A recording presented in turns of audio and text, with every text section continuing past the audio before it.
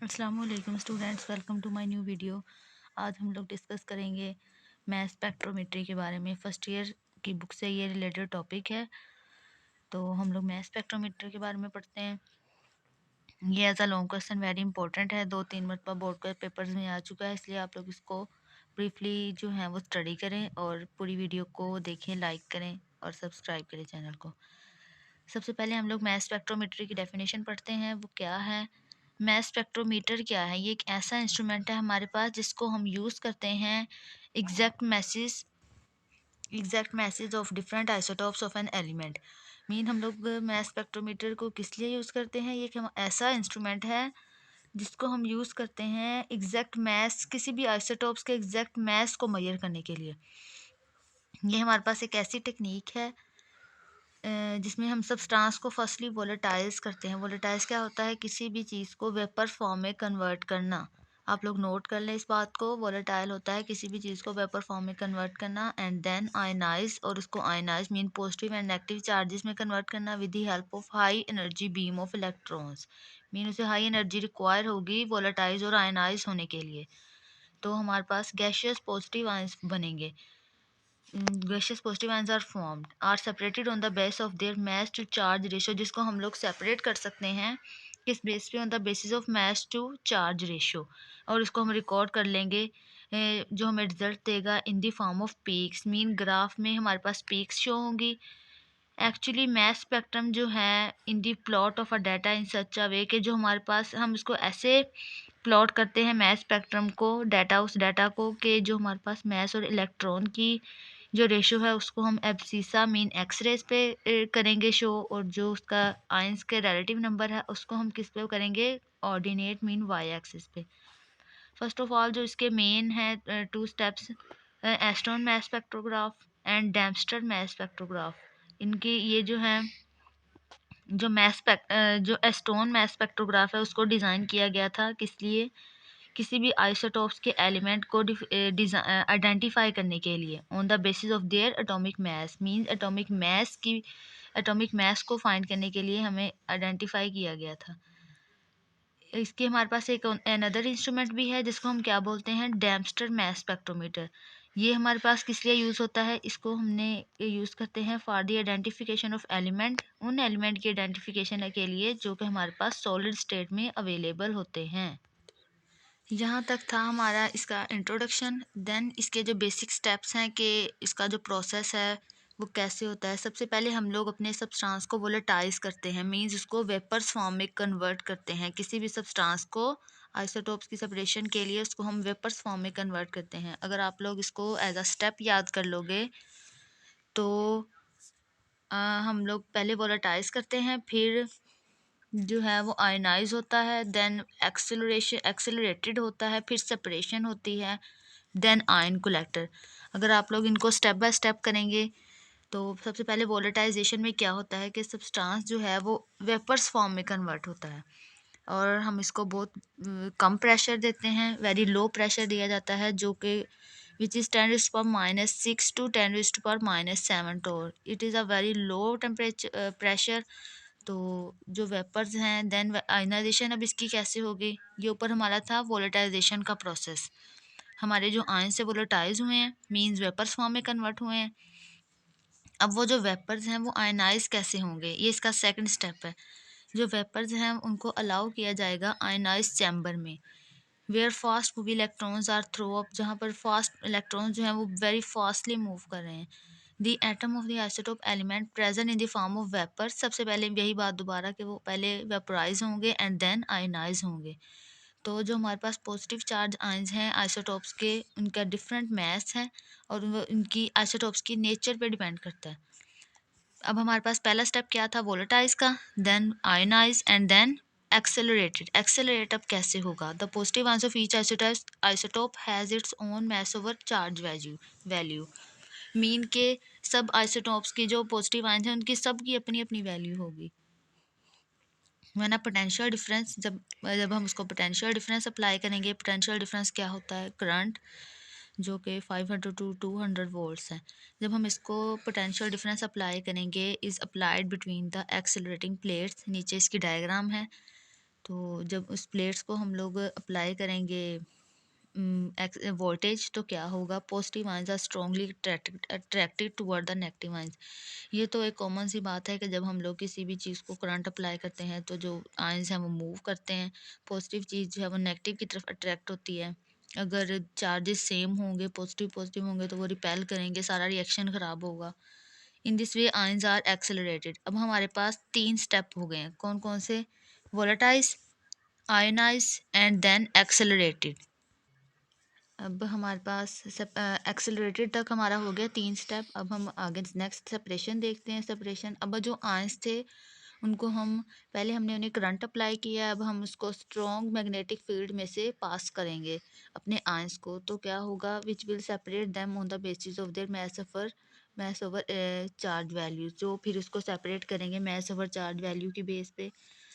The magnetic field make the ions move in a circular path. जो हम जब उसे मैग्नेटिक फील्ड अप्लाई किया है अपने आयंस को, तो वो क्या करेंगे, आयंस को सर्कुलर पाथ में मूव करेंगे।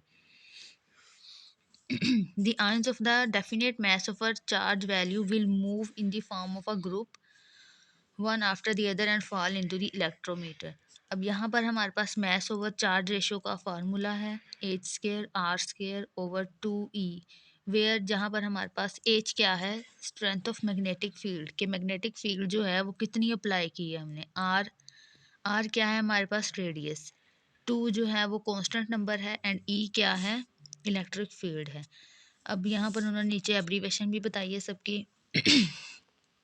अगर हम लोग ई की वैल्यू को इंक्रीज करते हैं, ई क्या है हमारे पास, करंट, मीन अगर हम वोल्टेज को इंक्रीज करते हैं एच को कांस्टेंट रखते हुए, मीन मैग्नेटिक फील्ड अप्लाई नहीं कर रहे हैं, अभी हम लोग सिर्फ इलेक्ट्रिक फील्ड अप्लाई कर रहे हैं। अगर हम उसको इंक्रीज करते हैं तो रेडियस भी इंक्रीज होगा और पॉजिटिव आयंस जो हैं mass of electron will fall at the different place as compare to first place, mean के वो डिफरेंट प्लेसेस पे फॉल करना शुरू होंगे। This can be done by changing the magnetic field. This can also be done by, means के अगर हम लोगों ने करंट को इंक्रीज किया है तो इसी तरह अगर हम लोग मैग्नेटिक फील्ड को इंक्रीज करेंगे तो भी ये स्टेप हो सकता है। Each step up a minute electric current. अब हमारे पास क्या होगा, पहला स्टेप क्या था, वोलेटाइज होना, देन आयनाइज होना, देन एक्सेलरेट होना, देन सेपरेशन हुई है हमारे पास आयंस की। अब हमारे पास क्या है, आयन कलेक्टर, मीन जो इलेक्ट्रोमीटर है is also called a ion collector.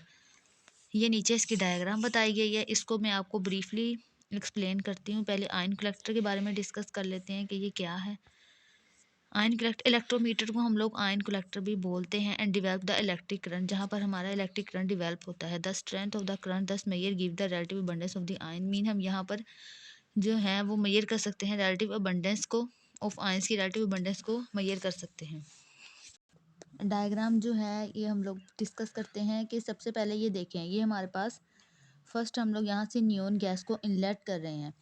सबसे पहले हमारा प्रोसेस क्या था, वोलेटाइज करना। सबसे पहले हमने गैस को वोलेटाइज किया है एंड आयनाइज किया है, ये हमारा आयनाइजेशन प्रोसेस है। इसके बाद हम लोग क्या करेंगे, एक्सेलरेशन। ये यहाँ पर हमारे पास नेगेटिव चार्जेस की ग्राइंड है।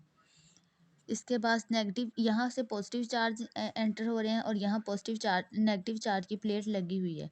जब positive charge and negative charge आपस में कंबाइन होंगे तो वो जो है वो रिएक्ट करेंगे आपस में, मीन एक दूसरे को अट्रैक्ट करेंगे। उसके बाद क्या होगा, हम लोग उसको जब स्ट्रॉन्ग ये इन प्लेट्स में आयंस जो है वो मूव कर रहे हैं, उसके बाद एक एनालाइजर मीन मैग्नेट को हम स्ट्रॉन्ग मैग्नेटिक फील्ड अप्लाई करेंगे आयंस में।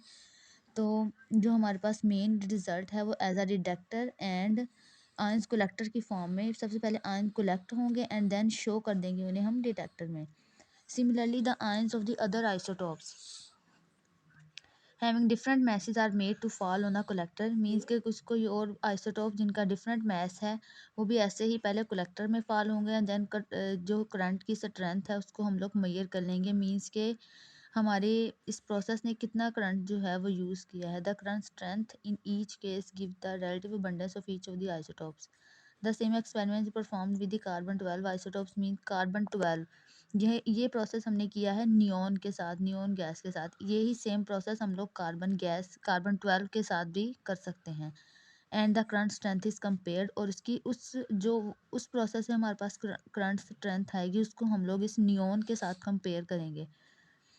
This comparison allow us to measure the exact mass number of the isotope. इस ये जो हमारे पास एक्सपेरिमेंट है, ये हमें ये जो कंपैरिजन भी है, ये हम जब नियोन गैस का और कार्बन का, ये हमें कार्बन ये कंपैरिजन जो है हमें मेजर करता है एग्जैक्ट मास नंबर। किसी भी आइसोटोप्स के एग्जैक्ट मास नंबर को हम लोग इससे मेजर कर सकते हैं। ये देखें, separation of isotopes of neons. अगर हमारे पास जितनी इलेक्ट्रॉन टू चार्ज रेशियो कम होगी, इतना ही smaller the radius of curvature produced by the magnetic field, उतना ही रेडियस कम होगा। जितना मास ओवर चार्ज रेशियो कम होगी, उतना ही उसका रेडियस कम होगा। In the modern spectrograph, next अब हमारे पास इसका आ जाता है डिटेक्टर। पहले हम आयन कलेक्टर था, एंड अब लास्ट पे आ जाता है detector. Each ion strike to the detector, सारे आयन जो है वो डिटेक्टर में स्ट्राइक होंगे, और हमारे पास जो है वो ग्राफ में एज अ ग्राफ, ये आप लोगों को ग्राफ शो किया गया है नियोन गैस का, जो हम जो कि स्पेक्ट्रोग्राफ से जो हमने ग्राफ शो किया है। The ion current is amplified and feed to the recorder, means के उसको रिकॉर्डर में रिकॉर्ड कर दिया गया है। The recorder make a graph showing the relative abundance of isotopes। The recorder जो है वो ग्राफ बना देता है relative abundance of isotope plotted against the mass number। ये देखिए mass number and relative abundance के अगेंस्ट जो है वो ये हमारे पास x एक्सिस पे है एंड ये y एक्सिस पे है। दी अबव फिगर, ये जो फिगर है हमारे पास, show a computer plotted graph for the isotopes of neons में। ये आपको बताया गया है कंप्यूटर प्लॉटेड ग्राफ, कंप्यूटर पे ये ग्राफ शो किया गया है नियॉन के आइसोटोप्स का। The separation of the isotopes can be done by a method. ये आइसोटोप्स की सेपरेशन की जो है वो बेस ऑफ देयर प्रॉपर्टीज की बेस पर भी इनको सेपरेट किया जा सकता है। Some important method are gaseous diffusion, thermal diffusion, distillation, ultra centrifuge, electromagnetic separation and laser separation. Means के जो कुछ और इम्पोर्टेंट मेथड भी हैं, लाइक ये जो आपको शो किए गए हैं 1 2 3 4 5 6 to 7 स्टेप्स हैं, जिनसे हम लोग जो है वो इनकी सेपरेशन को शो, आयंस को एज अ ग्राफ में शो करवा सकते हैं। तो ये हमारा टॉपिक था, में बहुत इंपॉर्टेंट टॉपिक है ये मास स्पेक्ट्रोमीटर। तो आप लोग इसको ब्रीफली डिस्कस करें। अगर आप लोगों को कहीं से समझ ना आए तो कमेंट में बताएं। Thank you.